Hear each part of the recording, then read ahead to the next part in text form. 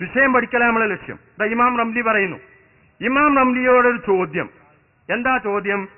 ചില ആളുകൾ ഇങ്ങനെ വിഷമഘട്ടങ്ങളിൽ ഒക്കെ യാ ശൈഖ് ഫുലാൻ, യാ റസൂലല്ലാഹ്, യാ ശൈഖ് മുഹിയുദ്ദീൻ ഇങ്ങനെയൊക്കെ ഇങ്ങനെ വിളിച്ച് കാവലിനെ തേടാറുണ്ട്. ഇങ്ങനെ തേടൽ അനുവദനീയമാണോ അല്ലേ? ഒരു ചോദ്യം.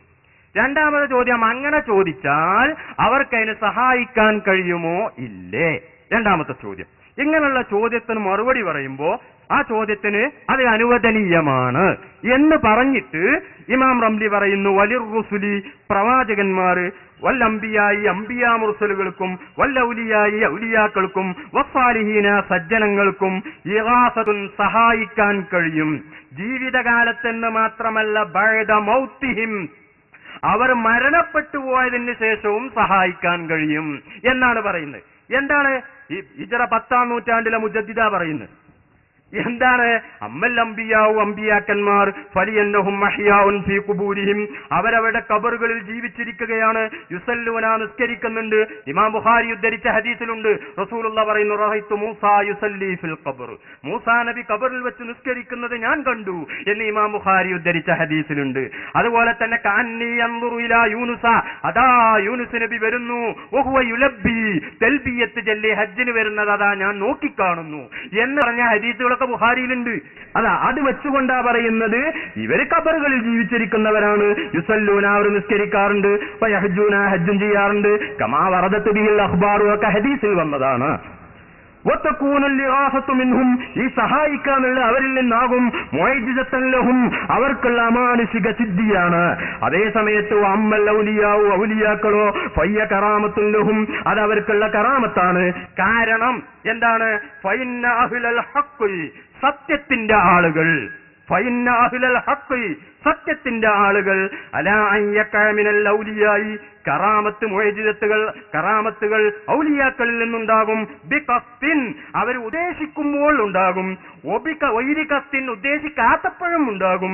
ഉമൂറുൻ ഖാരിഖത്തുൻ ലിൽ ആദ, അസാധാരണ സംഭവങ്ങൾ എന്ന് ഈ പുസ്തകത്തിൽ 10-ാം നൂറ്റാണ്ടിലെ മുജദ്ദിദ് എന്ന് പരിചയപ്പെടുത്തിയ മഹാനായ ഇമാം റംലി റഹ്മഹുല്ലാഹ് അദ്ദേഹത്തിന്റെ ഫത്താവയുടെ 4-ാം വാള്യം 382-ാമത്തെ പേജിൽ പറഞ്ഞു. ഇനി ആയത്താളുണ്ട്. മഹാനായ ഈസാ നബി അലൈഹിസ്സലാത്തു വസ്സലാമിനോട് ഈസാ നബി അലൈഹിസ്സലാത്തു വസ്സലാം പറഞ്ഞത് കാണാം. എന്താ പറഞ്ഞത്? ഈസാ നബി അലൈഹിസ്സലാമിന്റെ അമാനുഷിക സിദ്ധി എന്താണ്? വഉബ്രിഉൽ അക്മഅ വൽ അബ്റസ വവഹ്യിൽ മൗതാ ബിഇദ്നില്ലാഹ്. അതായത് ഓരോ പ്രവാചകന്മാർക്കും അവർക്ക് പ്രവാചകനാണെന്നുള്ള തെളിവിന് കൊടുക്കുന്നത് സാധാരണ നിൽക്കാനായിട്ട് കഴിയാത്തതാണ്. മൂസാ നബി അലൈഹിസ്സലാമിന്റെ കാലഘട്ടത്തിൽ സാഹിര്യങ്ങള് വലിയ ഉന്നതിയിലെത്തിക്കുന്ന ഒരു കാലമായിരുന്നു. അതുകൊണ്ട് എല്ലാ സാഹിര്യങ്ങളെയും പരാജയപ്പെടുന്ന ഒരു വടി മൂസാ നബിക്ക് കൊടുത്തത് അതുകൊണ്ടാണ്. അതേ സമയത്ത് ഈസാ നബി അലൈഹിസ്സലാമിന്റെ കാലത്ത് വൈദ്യശാസ്ത്രം അങ്ങേയറ്റം പുരോഗമിച്ച ഒരു കാലമായിരുന്നു. അതുകൊണ്ടേതായി അന്ന് മൂസാ നബി അലൈഹിസ്സലാമിന് കൊടുത്ത അമാനുഷിക സിദ്ധി എന്താണ്? ഉബ്രിഉൽ അക്മഅ, പ്രസവിക്കുന്ന സമയത്ത് തന്നെ കണ്ണില്ലാത്ത ആൾക്ക് കണ്ണു കൊടുക്കുക. പ്രസവിക്കുമ്പോൾ തന്നെ കണ്ണില്ലാത്ത ആൾക്കാണ് അക്മഹ് എന്ന് പറയാം, അവർക്ക് കണ്ണു കൊടുക്കുക. അതുപോലെ തന്നെ മറ്റൊന്ന് വല്ലബ്രസ, വെള്ളപ്പാണ്ട് രോഗിയെ സുഖപ്പെടുത്തുക. വെള്ളപ്പാണ്ട് രോഗത്തിന് മരുന്ന് അന്നുള്ള ഡോക്ടർമാർക്ക് അതിന് മരുന്ന് കൊടുക്കാൻ കഴിയൂല. ഇന്ന് കഴിയോ? വെള്ളപ്പാണ്ടിന് മരുന്ന് കണ്ടുപിടിച്ചിട്ടുണ്ടോ? വെള്ളപ്പാണ്ടിന് മരുന്ന് കണ്ടുപിടിച്ചിട്ടുണ്ടോ ഈ കാലത്ത്? ഏതായാലും വെള്ളപ്പാണ്ടിന് മരുന്ന് കൊടുക്കുക. വഹ്യിൽ മൗത, മരിച്ചവരെ ജീവിപ്പിക്കുക. അതിനിപ്പോ ഏതായാലും ഒന്നും കഴിയൂല. വഹ്യിൽ മൗത, ഇതൊക്കെ എങ്ങനെയാണ് ചെയ്യുന്നത്? എന്റെ സ്വന്തം കഴിവുകൊണ്ടല്ല, ബിഇദ്നില്ലാഹ്, അള്ളാഹുവിന്റെ സമ്മതപ്രകാരം, അള്ളാഹുവിന്റെ വേണ്ടുക പ്രകാരം, അള്ളാഹുവിന്റെ ഉദ്ദേശപ്രകാരം. ഇതിന് പറഞ്ഞതിന് സമ്മതം എന്ന് മാത്രമല്ല അർത്ഥം, ഖളാ വേണ്ടുക എന്നർത്ഥമുണ്ട്, അതുപോലെ തന്നെ ഉദ്ദേശം എന്നർത്ഥമുണ്ട്. എല്ലാ അർത്ഥം ഇവിടെ ഉദ്ദേശം. അപ്പോ അള്ളാഹുവിന്റെ സമ്മതപ്രകാരം മരിച്ചവരെ ഞാൻ ജീവിപ്പിക്കും. അതുപോലെ തന്നെ വെള്ളപ്പാണ്ട് രോഗിയെ ഞാൻ സുഖപ്പെടുത്തും. അതുപോലെ തന്നെ മറ്റു പ്രസവിക്കുന്ന സമയത്ത് കണ്ണില്ലാത്ത ആളുകൾക്ക് ഞാൻ കണ്ടുകൊടുക്കും. ഇങ്ങനെ ഈസാ നബി അലൈഹിസ്സലാം വാദിച്ച സമയത്ത് മഹാനായ ഇമാം റാസി റഹ്മഹുല്ലാഹ് അദ്ദേഹത്തിന്റെ തഫ്സീറിൽ വിവരിക്കുന്നു, ആളുകൾ പോയിട്ട് ഏതായി ഈസാ നബി അലൈഹിസ്സലാമിനോട് ആവശ്യപ്പെട്ടു. അതുപോലെ തന്നെ മറ്റൊരു സ്ഥലത്ത് പറഞ്ഞിട്ടുണ്ട്, ഒരു പക്ഷിനുണ്ടാക്കും. അന്നീ അഹ്ലുക്കുലക്കും മിനത്തീനി കഹയ്യത്തി ത്വയ്രി ഫംഫുഖു ഫീഹി ഫയകൂനു ത്വയ്റൻ ബിഇദ്നില്ലാഹ്. ഇത് വേറൊന്നാ, ഒരു പക്ഷിനുണ്ടാക്കിയിട്ട് റൂഹ് ഊതിയ പക്ഷിനെ പറക്കും. ഇങ്ങനെയൊക്കെ ഒരാൾ പറഞ്ഞു വന്ന ആളുകളൊന്നും പിന്നാലെ വിടുമല്ലോ, നിങ്ങളൊന്നുണ്ടാക്കി തന്നെ പിന്നാലെ വിടുമല്ലോ. അങ്ങനെ കൂടിയ സമയത്ത് കൂടി. അപ്പോ ഈസാ നബി അലൈഹി സ്വലാം അങ്ങനെ ഉണ്ടാക്കി എന്ന് ഈ ആയത്തിന്റെ തഫ്സീറിൽ റാസി പറഞ്ഞിട്ടുണ്ട്. ഇനി മാത്രമല്ല, ഒരു പ്രവാചകനാകണമെങ്കിൽ തന്നെ അങ്ങനെയുള്ള കഴിവുകൾ ഉണ്ടാകണം എന്ന് മഹാനായ ഇബ്നു ഹജറുൽ അസ്ഖലാനി റഹ്മഹുല്ല അദ്ദേഹത്തിന്റെ ഫതുഹുൽ ബാരിയിൽ മഹാനായ ഇമാം വസ്സാലി റഹ്മഹുല്ല തങ്ങളെ ഉദ്ധരിച്ച് പറഞ്ഞിട്ടുണ്ട്. അദ്ദേഹം പറയുന്നു, പ്രവാചകന്മാർക്ക് ഒരു വിശേഷണമുണ്ട്, പ്രവാചകനാകാനുള്ള വിശേഷണമാണ്. ഉദാഹരണമായിട്ട് നമ്മളെപ്പോലെ ആയ പ്രവാചകനാകാൻ കഴിയൂല എന്നുള്ള കാര്യം ഉറപ്പാണ്. ഉദാഹരണമായിട്ട് ഞാൻ അത് വായിക്കുന്നതിന് മുമ്പ് ഒരു ഉദാഹരണം പറയാം. ഇപ്പൊ ജിബ്രീൽ അലൈഹി സ്വലാമിനെ കാണാൻ നമ്മളെ കണ്ടുകൊണ്ട് കഴിയൂല. ജിബ്രീലിന്റെ സംസാരം കേൾക്കാനും നമുക്ക് കഴിയില്ല. ജിബ്രീൽ വന്നാൽ നമ്മളെ കാണാൻ കഴിയുമോ? ഇവിടെ മലക്കുണ്ട് അറിയാം, നമ്മൾ നോക്കിയിട്ട് കാണുന്നില്ലല്ലോ.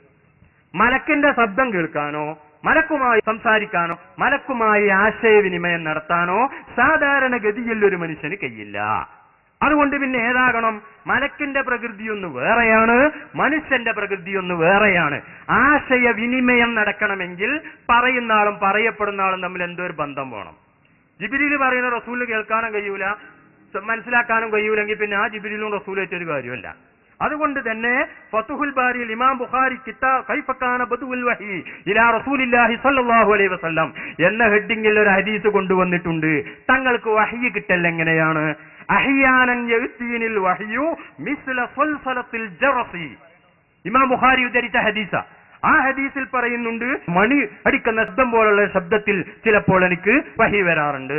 ചില സമയത്ത് എനിക്ക് ജിബ്രീൽ ഒരു മനുഷ്യരൂപത്തിൽ വന്ന് അങ്ങനെയും വഹി തരാറുണ്ട്. രണ്ട് സന്ദർഭങ്ങൾ ഇമാം ബുഖാരിയുടെ ഹദീസിൽ ഉദ്ധരിക്കുന്നുണ്ട്. ഞാൻ വിശദീകരിക്കാം. ഉദാഹരണമായിട്ട്, അതായത് ജിബ്രീലിനെ കാണാനും ജിബ്രീൽ പറയുന്നത് മനസ്സിലാക്കാനും ജിബ്രീലിന്റെ ശബ്ദം കേൾക്കാനുള്ള ഒരു കഴിവ് റസൂലിനുണ്ടെങ്കിലേ ജിബ്രീലിൽ നിന്ന് ഈ വിഷയങ്ങൾ ഏറ്റെടുക്കാൻ റസൂലിന് കഴിയൂ.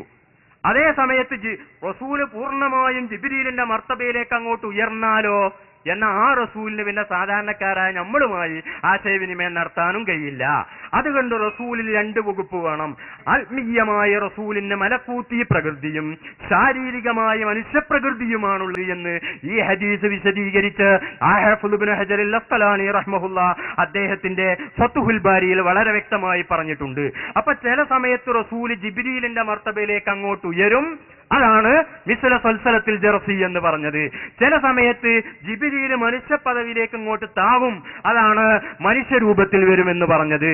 അപ്പൊ ഇങ്ങനെയുള്ള ജിബ്രീലിന്റെ ശബ്ദം കേൾക്കാനും ജിബ്രീലുമായി ആശയവിനിമയം നടത്താനും കഴിയുന്ന ഒരാൾക്കേ ജിബ്രീലിന് ആശയവിനിമയം നടത്താൻ കഴിയുമെന്ന് ഇമാം ബുഖാരി ഉദ്ധരിച്ച ഹദീസിന്റെ അടിസ്ഥാനത്തിൽ ഹാഫിദ് ഇബ്നു ഹജറുൽ അസ്ഖലാനി റഹിമഹുല്ല പറഞ്ഞിട്ടുണ്ട്. ഇനി വ്യക്തമായി തന്നെ അദ്ദേഹം ഈ ആശയം പറയുന്നത് കേൾക്കൂ. വലഹു നബിക്കുണ്ട് സിഫത്തുൻ, ഒരു വിശേഷണം, തത്തിമ്മു ലഹു, ആ വിശേഷണം കൊണ്ട് നബിക്ക് പൂർണ്ണമാകും. അൽഅഫ്ആലുൽ ഖാരിഖത്തു ലിൽ ആദാത്ത്, അസാധാരണമായ കാര്യങ്ങൾ ചെയ്യാൻ കഴിയുന്ന ഒരു കഴിവ് നബിക്കുണ്ട്. അങ്ങനെയാകുന്ന ആളെ പ്രവാചകനാകൂ എന്നാണ് ഫതുൽ ബാരിയിൽ പറയുന്നത്. ഏതുപോലെ? കസിഫത്തി, ഒരു വിശേഷണം പോലെ. അല്ലത്തി, എങ്ങനെയുള്ള വിശേഷണമാണ്? ബിഹാ, അതുകൊണ്ട് തത്തിമ്മുൽ വൈരിഹി, പ്രവാചകർ അല്ലാത്തവർക്ക് പൂർത്തിയാകും. അൽ ഹർക്കാത്തുൽ ഇഖ്തിയാരിയ, അവർ ഉദ്ദേശിക്കുന്ന സമയത്ത് എനിക്ക് കൈ അടിക്കാനും അല്ലെങ്കിൽ കൈ വട പിടിക്കാനും എന്ത് ചെയ്യാനും ഉറങ്ങാനും നടക്കാനും ഇതൊക്കെ ചെയ്യാനുള്ള ഒരു കഴിവ് നമുക്ക് അല്ലാഹു അപ്പോൾ നൽകുന്നത് പോലെ നബി സല്ലല്ലാഹു അലൈഹി വസല്ലമ തങ്ങൾക്ക് അസാധാരണമായ കാര്യങ്ങൾ ചെയ്യാനുള്ള ഒരു കഴിവ് അപ്പോൾ നൽകിക്കൊണ്ടിരിക്കുകയാണ്. അങ്ങനെ ഒരു വിശേഷണം നബിക്കുണ്ട്.